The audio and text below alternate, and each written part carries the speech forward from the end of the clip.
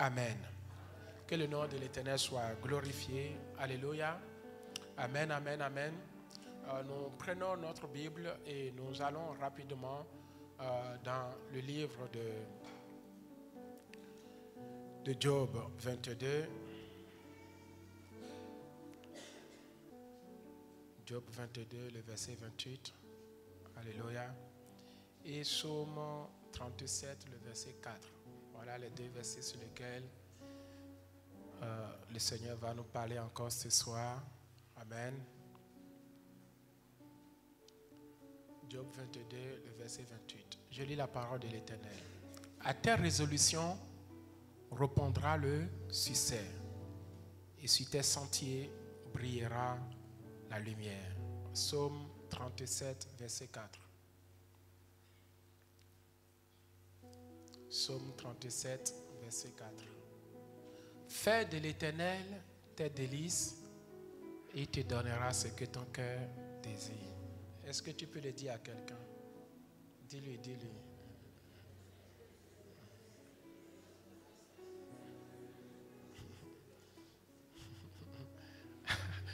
Amen. Il y en a d'autres qui ne l'ont pas fait. Oui, donc on va recommencer. Il y en a d'autres qui parlent à la chaise. Amen. J'aimerais que tu regardes quelqu'un dans les yeux, tu lui dis, fais de l'Éternel tes délices. Il te donnera ce que ton cœur désire.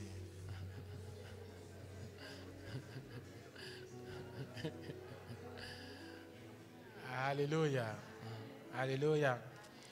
Si j'ai un message à vous donner en ce début de l'année, pour que tout ce que vous désirez s'accomplisse, je vous dirai simplement, fais de l'Éternel tes délices.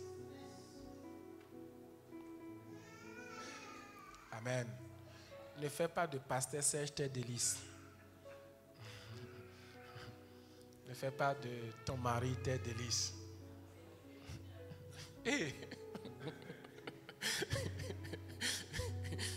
Ne fais pas d'un homme tes délices. Sinon tu vas courir fatigué. Il va te donner des rendez-vous sans être présent lui-même. Alléluia. Mais fais de l'Éternel tes délices et il te donnera ce que ton cœur désire. Parole de l'Éternel. Seigneur notre Dieu, nous voulons encore te bénir et nous te confions ce temps entre tes saintes mains. Parle-nous encore, enseigne-nous. Apprends-nous à compter nos jours. Apprends-nous à compter sur toi. Apprends-nous, Seigneur, à t'obéir. Apprends-nous, Seigneur, à demeurer dans ta maison. Apprends-nous, Seigneur, à marcher selon tes principes, selon tes ordonnances. Apprends-nous, Seigneur Père, à vivre selon ton plan. Seigneur, nous voulons que tu nous apprennes. Car les disciples, un jour, t'ont demandé, Seigneur, apprends-nous à prier. Apprends-nous à prier. Et tu les as appris à prier. Ce qui signifie que c'est toi qui apprends. C'est toi qui donnes l'instruction. Seigneur, instruis-nous en ce début de l'année pour que rien ne vienne nous détourner de ton plan.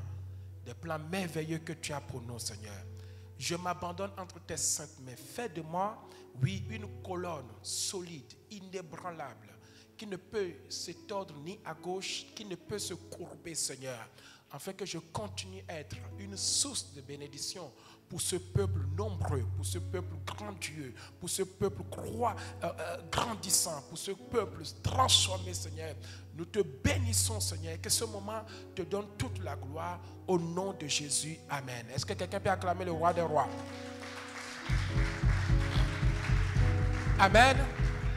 Alors, le Seigneur nous fait comprendre qu'en cette bonne année, nous devons prendre des résolutions. Alléluia. Et quand je parle de la résolution, mes bien-aimés, c'est une décision. Quelqu'un dit une décision. Amen. Tu peux prendre une résolution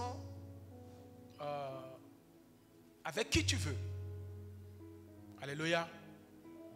Tu peux prendre une résolution soit avec Dieu, soit avec les hommes, aussi soit avec l'ennemi, le diable. Amen. Mais nous ne sommes pas dans ce cas aujourd'hui. Alléluia. Mais ce que j'aimerais que vous puissiez comprendre, c'est que toute résolution que nous prenons, nous avons besoin d'un soutien. N'est-ce pas? Amen. Est-ce qu'on peut acclamer le roi des rois?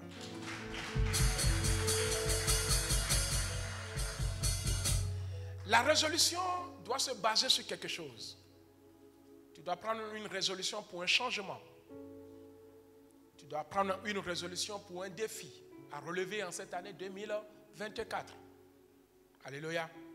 Tu vas prendre une résolution pour un nouveau départ. Amen. Tu vas prendre une résolution pour être meilleur. Quelqu'un dit pour être meilleur. Et ma vision pour vous, c'est de prendre des résolutions pour être encore meilleur. Vous êtes déjà, mais j'aimerais que tu sois encore plus meilleur. Amen. J'ai dit, je prends la résolution pour être encore plus meilleur. Alléluia. Et comme je le disais, que la résolution, ce n'est pas un vœu. Mais la résolution, ce sont des objectifs que nous fixons dans le but de les réaliser. Et cette année, tu dois avoir des objectifs que tu fixes à toi-même dans le but de les réaliser. Le vœu, c'est un souhait qui est vague. Mais une résolution, c'est une décision. Amen. Et le Seigneur te garantit une chose, que à tes résolutions répondra quoi? Le succès. Donc ce qui veut dire que quand tu es en Christ, tu prends une résolution, cela doit aboutir. Alléluia. Quelqu'un dit cela doit aboutir. Une résolution, mes bien-aimés, peut être aussi une alliance que tu contractes avec quelqu'un. Alléluia. Et mon désir pour toi, que cette année, amen, quelle que soit la résolution que tu vas prendre selon Dieu, que tu puisses avoir du succès dedans au nom de Jésus. Alléluia. Une résolution de ne plus être la même personne, c'est possible. Amen. Une résolution de faire mieux les choses. Une résolution d'être sage. Amen. Une résolution de chercher la face de l'Éternel. Une résolution de répondre à l'appel de Dieu. Alléluia. Nous avons tellement de résolutions. Une résolution de ne plus être de l'autre côté. Que si quelqu'un te cherche, qui vient te trouver dans la maison de l'Éternel. C'est aussi une résolution. Alléluia. Et vous savez, quand le Seigneur nous parle que faire de l'Éternel tes délices. Les délices, c'est la même chose. Les délices, amen. Quand tu fais de l'Éternel tes délices, la Bible dit qu'il te donnera ce que ton cœur désire. Alléluia. Il te donnera ce que ton cœur désire. Amen. Alors, qu'est-ce que ton cœur désire en cette année 2024? Touche quelqu'un, dis-lui, qu'est-ce que ton cœur désire?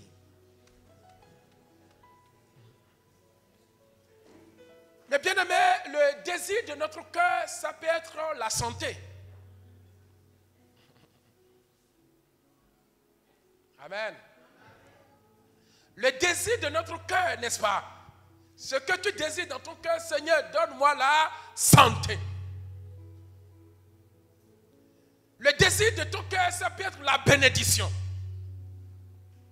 Le désir de ton cœur, mes bien-aimés, ça peut être la gloire.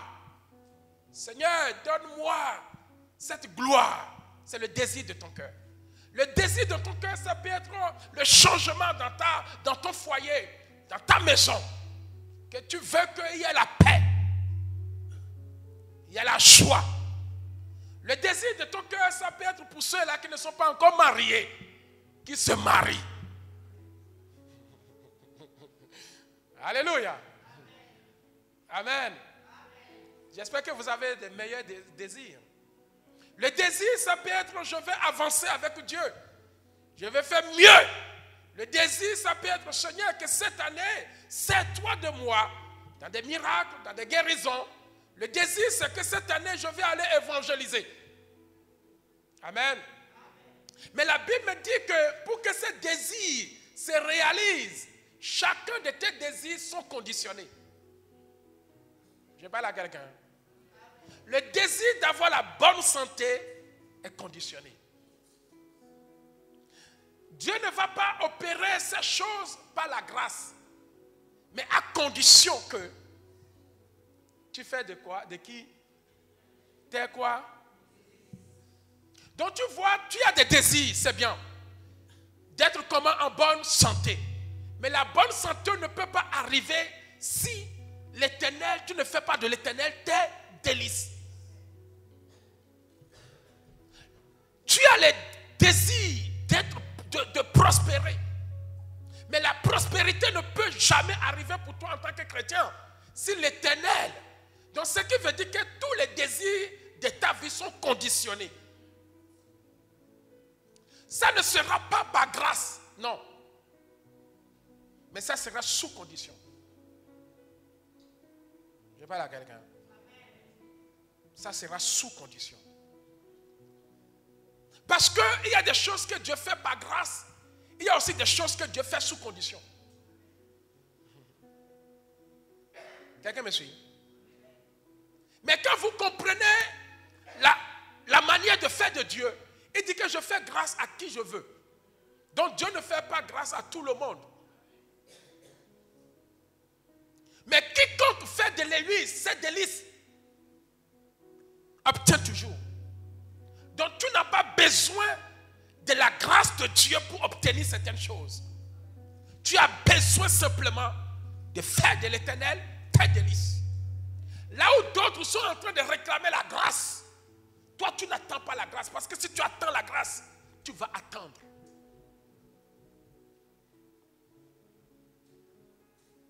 Si tu attends la grâce, tu vas attendre.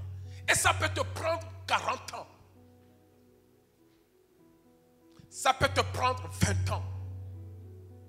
Ça peut te prendre 100 ans. Nous avons entendu la grâce, ça nous a pris combien d'années? 430 ans. Je parle à quelqu'un. 430 ans. Pour que nous soyons sous la grâce aujourd'hui. Mais il y a des choses que Dieu libère en dehors de la grâce. Il dit, voici la bénédiction qui t'accompagnera si. Dieu bénit par grâce, mais aussi Dieu bénit sous condition. À condition que tu observes et tu obéisses à la parole, la bénédiction doit t'accompagner. Je parle à quelqu'un. Si tu comprends ces choses, il y a des choses que tu ne peux plus attendre. Seigneur, fais-moi grâce. Il fait grâce à qui il veut. Donc ça peut prendre son temps à lui. Alléluia. Mais quand tu es dans les principes de Dieu, tu es dans l'obéissance, c'est automatique. Là où la grâce tarde à arriver, l'obéissance te fait accéder là-bas. Quelqu'un me suit? Là où la grâce tarde à arriver, l'obéissance peut t'amener rapidement dans ta guérison. Oh, toi tu es là, Seigneur, fais-moi grâce, guéris-moi par ta grâce. Mais la grâce, il fait grâce à qui veut. Mais l'obéissance, c'est systématique. Si tu obéis, il peut te guérir tout de suite même. Alléluia. Est-ce que quelqu'un me suit? J'aimerais t'amener à marcher avec Dieu autrement en cette année. Vous savez, quand nous parlons de faire de moi, faire de l'éternité délice et il te donnera ce que ton cœur désire. Nous avons le désir de réussir. Mais Dieu ne nous dit pas que nous allons réussir par grâce. Mais nous allons réussir à condition que l'Éternel est notre délice. Vous savez, quand Job a dit à mes résolutions, reprendra le succès. Alléluia. Mais préalablement, nous allons comprendre qu'il n'a pas commencé par là. Hein. Le succès n'est pas venu comme ça. Le succès est venu à condition. Quelle était la condition? Un, c'est son attachement à Dieu. Amen. Quand nous lisons dans le livre de Job, chapitre 22, quand je commence par le verset 21. Le verset 21, Job nous dit quoi? Job va nous dire, attache-toi donc à Dieu et tu auras quoi? La paix. Donc ce qui veut dire que cette paix, elle n'est pas sous la grâce. Elle ne vient pas comme ça. Pour avoir la paix en cette année, cette paix est conditionnée à quoi? À l'attachement à Dieu. Je n'ai pas la paix. Si tu es en guerre, quelque part, est-ce que tu es attaché à Dieu? Et quand Job va nous dire à tes résolutions, c'est parce que son attachement à Dieu déclenche le succès. Amen. Et je prie pour toi que cette année, tu puisses avoir cette résolution. Et nous ne pouvons pas, mes bien-aimés, prendre une résolution s'il n'y a rien qui sort de nous. La résolution ne se prend pas en l'air, ni basalement comme ça. Amen. Mais il faut s'appuyer sur quelque chose. Alléluia. Et pour pouvoir prendre une résolution, il te faut quelque chose qu'on appelle la foi. Quelqu'un dit la foi. Sans la foi, tu ne peux pas prendre la résolution et aller jusqu'au bout. Hein? Alléluia. Il faut qu'il y ait quelque chose qui est dans ta résolution. C'est la foi. Sinon, tu vas prendre des résolutions à la légère. Alléluia. La foi est le gage d'une bonne résolution. C'est-à-dire, quand tu prends la résolution, tu as pleinement cette foi que ce que tu as décidé de faire, tu iras jusqu'au bout avec. Et quand tu n'as pas cette foi, tu es perdu. Amen. Et dans la résolution, tout le monde peut prendre une résolution. Toi, tu prends une résolution en tant que chrétien. Lorsque tu prends une résolution en tant que croyant, tu as besoin du soutien. Quelqu'un dit le soutien. Tu as besoin de l'appui de Dieu pour que cela t'amène au succès. Amen. Dieu aussi peut prendre une résolution à ton sujet. Alléluia. Dieu peut prendre une résolution. Donc quand l'homme prend une résolution, alléluia, l'homme a besoin de Dieu pour voir ses résolutions aboutir. J'ai dit amen. Quand tu es un chrétien, quand tu prends une résolution, tu as besoin de Dieu. Pour que tout ce que tu as pris comme résolution, tu veux te marier, tu as besoin de Dieu. Que Dieu t'accompagne. Tu as besoin de servir l'Éternel. Hein? C'est une résolution, mais tu as besoin de Dieu. Que Dieu t'accompagne. Peu importe ce que tu veux faire en tant que croyant chrétien, tu ne peux pas prendre une résolution sans Dieu. Sinon, tu seras un enfant malheureux. Car la Bible a dit, malheur à vous les enfants qui prennent des résolutions sans moi. Amen. Est-ce que quelqu'un peut acclamer le Seigneur?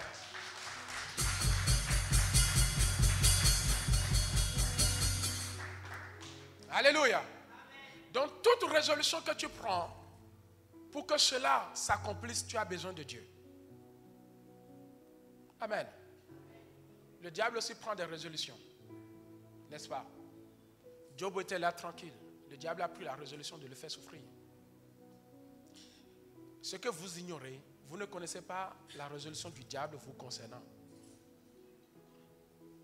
Mais la résolution de Dieu vous concernant, voici ce qu'il a dit.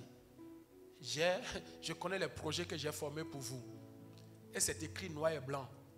Vous le savez, vous le saisissez par la foi. Mais il y a une résolution que toi et moi, nous ne connaissons pas. C'est la résolution du méchant, du diable. Et comme nous ne le connaissons pas, c'est pour cela que le Seigneur te dit, veille et prie. Mon frère, ma soeur, si tu ne veilles pas et que tu ne pries pas cette année, alléluia, tu risques de tomber dans la résolution du diable. Toi, tu connais tes résolutions à toi, n'est-ce pas? Alléluia. Pour que tes résolutions puissent s'accomplir, tu as besoin de Dieu. C'est pour cela que tu t'attaches à Dieu.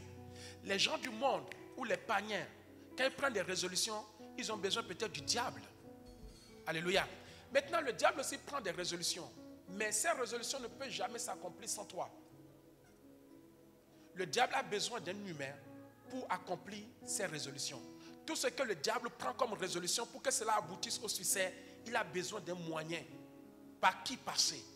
Pour que si j'ai résolu de tuer, il faut que je passe par quelqu'un. Il faut que je me serve de quelqu'un. Est-ce que quelqu'un peut acclamer le roi des rois?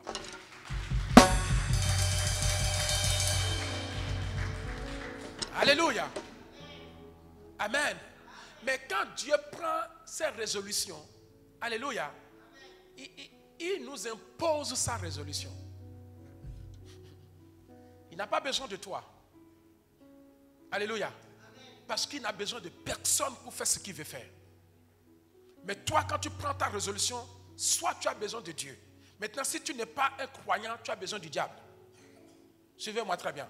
Mais puisque nous sommes des croyants, nous avons besoin de qui? De Dieu. Le diable, quand il prend ses résolutions, il a besoin des hommes. Que tu sois chrétien ou païen ou pas, il s'en fiche. Aucune résolution du diable ne peut s'accomplir seule. Il faut qu'il passe par quelqu'un. Il faut qu'il y ait quelqu'un qui soit le gage de son succès. Et j'aimerais te dire, ne donne pas assez au diable pour accomplir toutes ces résolutions cette année. C'est pour cela qu'il faut prier. Toute résolution du diable te concernant, tu dois te lever dans la prière et les annuler, qu'ils soient nuls et sans effet.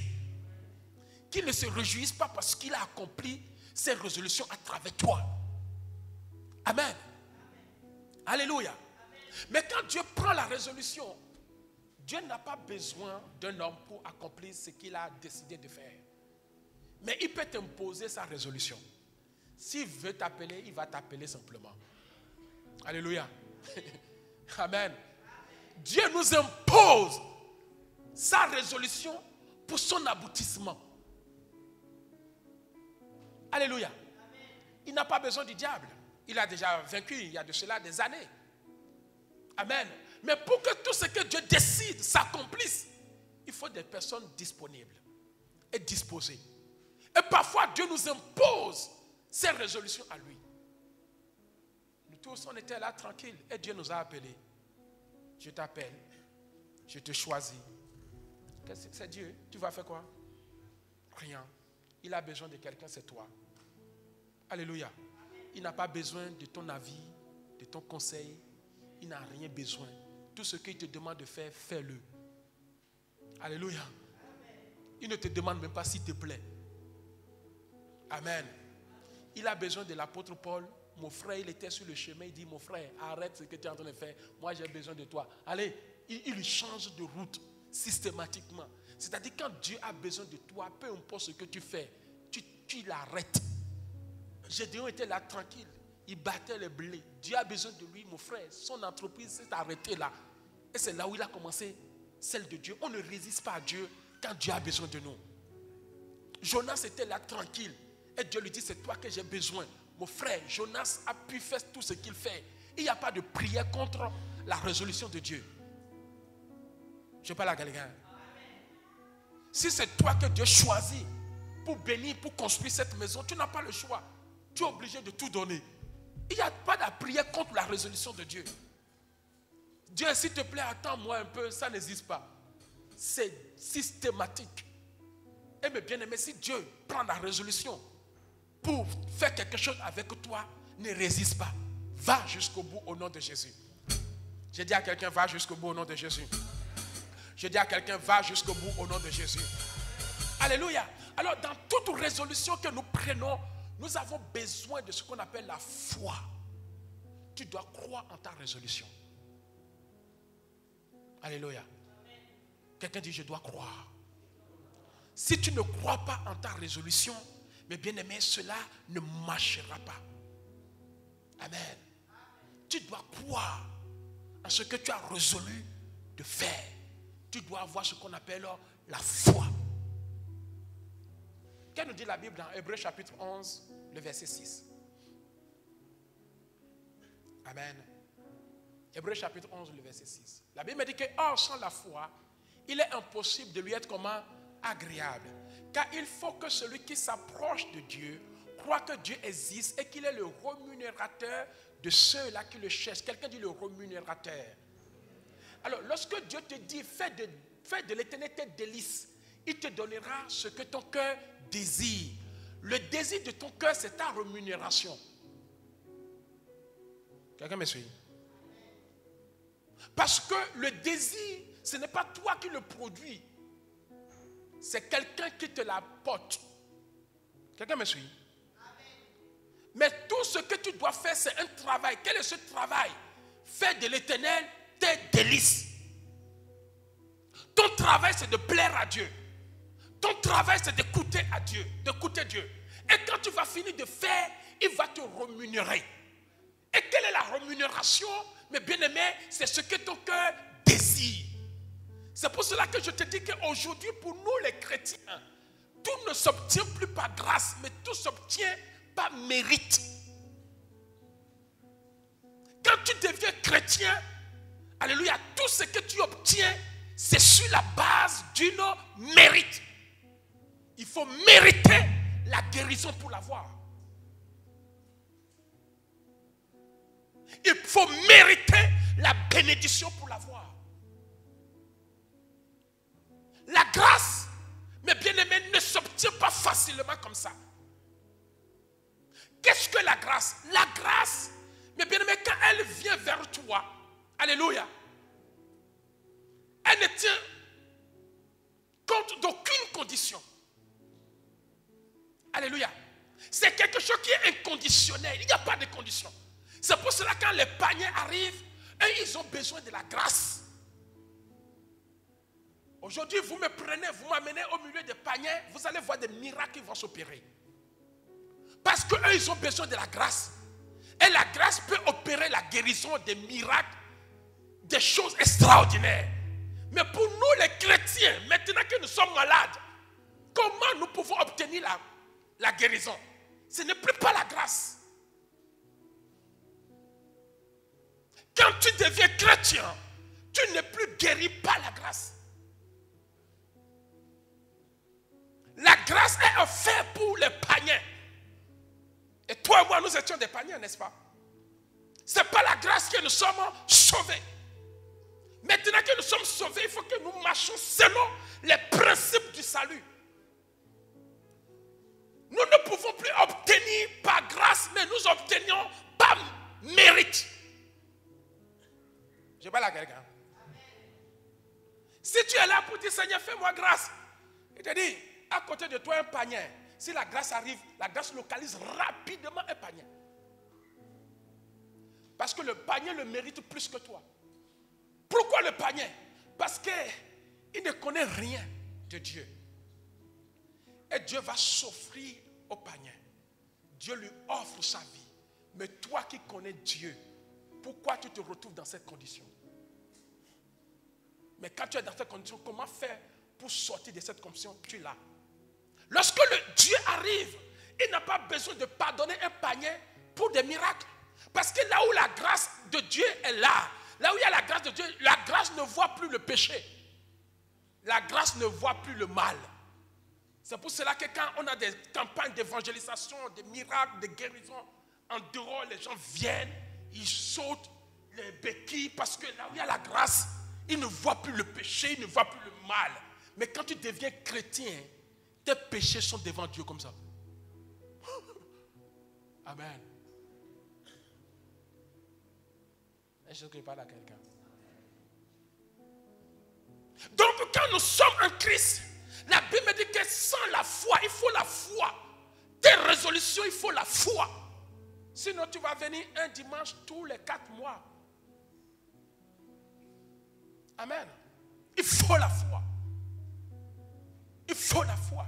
Et Dieu rémunère tous ceux-là qui font de lui cette délice. Vous savez, quand je parle de la grâce, quelqu'un qui ne travaille pas, je dis bien quelqu'un qui ne travaille pas, qui est venu sans... Vous allez voir que nous prenons de la source que les gens, l'État prend la source qu'il a et il donne à ces gens-là. Parce qu'ils ne travaillent pas. C'est ce qu'on appelle des aides. Donc quand un panier vient au milieu de nous, il a des aides de Dieu.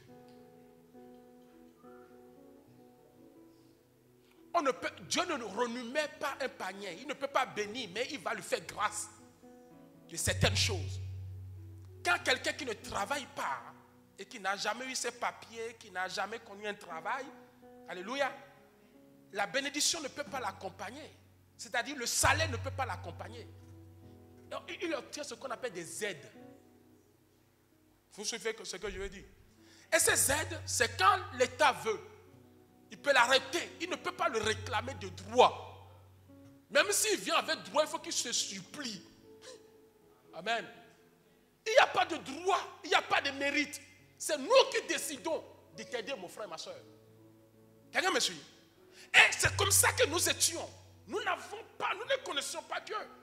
Et Dieu m'a fait grâce. Il m'a aidé. Vous allez voir que lorsque la situation de la personne est régularisée, on coupe l'aide. Pourquoi? On lui dit maintenant, tu as tout ton potentiel dans ta main. Il faut aller travailler. Pour que la bénédiction t'accompagne. Or, la Bible me dit que il ordonnera à la bénédiction de te faire quoi? De te suivre. Mais bien aimé, il ordonne. Mais cette bénédiction ne peut que te suivre à condition. La condition est que tu as un travail à faire. Quel est le travail pour obtenir, pour que la bénédiction t'accompagne? C'est l'obéissance à la parole de Dieu. Et si tu n'as pas cette obéissance, la bénédiction ne peut pas t'accompagner. Mon frère, ma soeur, toi et moi, pourquoi le salaire m'accompagne? Nous sommes à la fin du mois. Tous ceux-là qui travaillent, faites coucou demain. Je ne vais pas vous obliger à payer la dîme. Hein? Amen. Mais quand tu finis de travailler, qu'est-ce qui accompagne ton travail? Le salaire. Qu'est-ce que le salaire? Ta bénédiction. C'est pour cela que dans Deutéronome 28, la Bible m'a dit, j'ordonnerai à la bénédiction de t'accompagner à condition que tu obéisses à ma parole. Mon frère, tu n'as pas travaillé et tu réclames un salaire. C'est possible? Donc le salaire accompagne celui qui travaille. Donc tu n'as plus besoin d'une subvention. Donc tu n'as plus besoin de l'aide de l'État. Donc en tant que chrétien, il y a des choses que nous pouvons obtenir à condition. Quand David dit, suivez très bien, quand David dit, oui, le bonheur et la grâce m'accompagneront. Mais c'était la fin de son discours. Hein. Mais quand vous commencez par le début, il a dit quoi? Le début a dit quoi? L'Éternel est mon, je ne manque de... Et il continue. Ta houlette, ton bâton, alléluia, il dresse une table, toutes ces choses, il oint ma tête. Donc nous voyons son attachement à Dieu, ce travail qu'il accomplit avec Dieu, alléluia. Et plus loin, il va dire, je demeurerai dans la maison de l'Éternel. Et enfin, il dit, oui, le bonheur. Donc s'il n'y a pas ce travail spirituel dans ta vie, n'attends-toi à rien.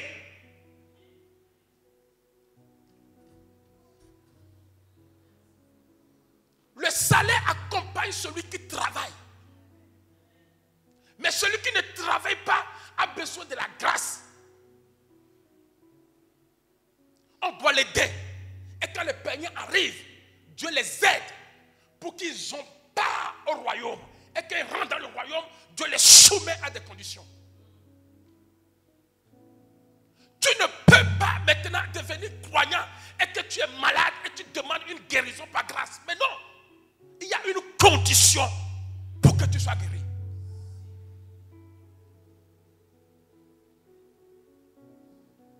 Quand le Seigneur me dit, dans le livre de Exode 23, Exode 23, le verset 25, et je vais m'arrêter là. Et nous allons continuer dimanche prochain. Écoutez ce que l'Éternel Dieu dit. Amen. Il dit quoi? Vous servirez l'Éternel, votre Dieu. 1. Il bénira votre pain et vos eaux. 2. J'éloignerai la maladie du milieu de toi. Donc il est en train de parler aux chrétiens, aux croyants. Il ne parle pas aux païens. Parce que les païens n'ont pas besoin de les servir pour qu'ils obtiennent guérison. Non. C'est une grâce qui les a offerte gratuitement. Mais toi, quand tu deviens chrétien, alléluia, tant que tu ne sais pas Dieu, tu n'es pas guéri. Si tu restes là, dis, fais-moi grâce, tu vas attendre 35 ans. Tu vas attendre 40 ans. Ce que Dieu attend de toi, c'est d'aller le servir. C'est-le, tu verras cette année. S'il n'éloignera pas, si la maladie dure, la maladie, ça peut être la pauvreté. La maladie, ça peut être le manquement. La maladie, ça peut être tout ce que tu traînes de partout, de gauche à droite. Mais il y a une condition, que tu changes ta manière de servir l'Éternel. Mets Dieu à l'épreuve en cette année 2024. Et tu verras s'il ne te guérira pas. Vous savez, il y a tellement de choses que j'aimerais vous dire pour booster votre foi. Il est le rémunérateur de ceux-là qui travaillent pour lui. Si tu travailles pour lui, il te donnera tout. Il y a un salaire qui accompagne ceux-là qui travaillent pour Dieu. Mais pour ceux-là qui ne travaillent pas, ils ont besoin de la grâce. Quand je prie pour les païens, Seigneur, fais-les grâce. Car ils ne savent pas ce qu'ils font. Mais toi, je ne te dirai pas, Seigneur, fais grâce à... Non. Ta bénédiction est liée au service que tu rends à Dieu. Si tu rends un service médiocre, tu verras ta vie. Si tu prends des engagements sans les honorer, tu verras ta vie. Il dit, j'ordonnerai la bénédiction à condition que tu m'obéisses. Cette année, ce n'est pas à la prophétie que la chose arrive. J'ai connu des gens. Un roi Ézéchiel, il est malade et on lui a annoncé la mort. Il a dit, Seigneur, mais toi tu as écrit que si quelqu'un te sait, il sera guéri. Tu as oublié cette parole. La Bible me dit que Ézéchiel a dit à Dieu, je suis celui qui te sert. Cette maison qui est là, c'est moi qui ai bâti. Mon frère, tu ne fais rien à Dieu. Tu veux quoi? Tu veux un salaire de Dieu? Le salaire de Dieu, c'est la santé. Ton désir, c'est d'être en bonne santé, à condition que tu sers l'Éternel cette année. Le désir, ton salaire, le désir, c'est ton salaire. C'est d'être béni à condition que ton service encore soit renouvelé à Dieu cette année. Et tu verras, il rémunère ceux-là qui ont la foi, ceux-là qui le cherchent, ceux-là qui l'obéissent. Il ne rémunère pas ceux-là qui le désobéissent. Alléluia. C'est ce qu'il a écrit. Ceux-là qui le cherchent, ceux-là qui travaillent pour lui. Cette année, sois celui qui travaille ou celle qui travaille dans la maison de l'Éternel. Et tu verras ta vie. La bénédiction va t'accompagner. Tu seras la tête et non la queue. Amen. Tu réussiras dans tes entreprises. Ta maison sera assainie de grâce et de faveur. Cette année, prends cette décision. Dis, peut-être tu ne le sais pas bien. Pourquoi cette tumulte au milieu de mon peuple? Pourquoi ma vie n'avance pas? Pourquoi je cherche un salaire aussi longtemps que je n'ai pas travaillé? Est-ce que tu peux demander un salaire à une entreprise si tu n'as pas signé, tu n'as pas travaillé dans cette entreprise? Ton salaire, c'est d'être en bonne santé. Dieu veut relâcher la santé dans ta vie, mais à condition qu'il t'assure que tu travailles bien. Dieu veut relâcher l'élévation dans ta vie, à condition que tu travailles très bien. Tout ne s'obtient pas par grâce. Même Tabitha, elle a été ressuscitée à cause des œuvres qu'elle faisait. Si un malheur t'arrive, quelles sont les preuves que tu sais le Seigneur? Toi qui as préféré aller rester à la maison, tu dors. Et tu dis, Seigneur, tu m'as oublié. Il t'a vraiment oublié. Il rémunère ceux-là qui travaillent pour lui. Il guérit celui qui le sert. Il bénit celui qui le sert. Il élève celui qui le sert. Mon frère, ta vie est comment? Que Dieu te bénisse, ma soeur. La Bible dit qu'il n'y a plus de condamnation pour ceux-là qui sont en Christ. Donc toi-même, tu as voulu d'être condamné parce que tu ne veux rien faire. Il n'y a plus de condamnation pour nous qui sommes comment? En Christ. Tu as voulu de rester dans ton état de facilité. Oh, avec Dieu, il n'y a pas de facilité. Il fait grâce au panier. Vous prenez un panier ici, là, vous allez voir le miracle. Mais un chrétien peut rester là pendant 40, 20 ans. Quand vous ne voyez pas les pasteurs, les gens, quand ils ont croisé d'évangélisation, je vous donne à titre d'exemple Mohamed. Quand il est parti au Bénin, croisade partout, il fait des miracles. Mais dans son église, il y a encore des estropiés, des aveugles, des gens qui ne voient jamais.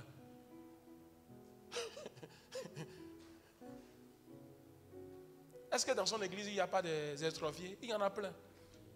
Mais quand il va à l'extérieur, des miracles. Quand il revient à la maison, tout le monde l'attend pour dire, ah, j'ai vu que l'autre, ils viennent beaucoup. Mais c'est des chrétiens. Et Dieu regarde. Il dit, ce qui t'attend, les autres là, j'ai fait grâce. Mais toi, la grâce là, c'est pas facile, il faut attendre. Je fais à qui je veux. Si tu n'es pas dans mon... Oh, Dieu localise d'abord les paniers. La grâce est plus d'abord pour les paniers, plus que nous. Amen. Que Dieu vous bénisse. Est-ce qu'on peut se lever?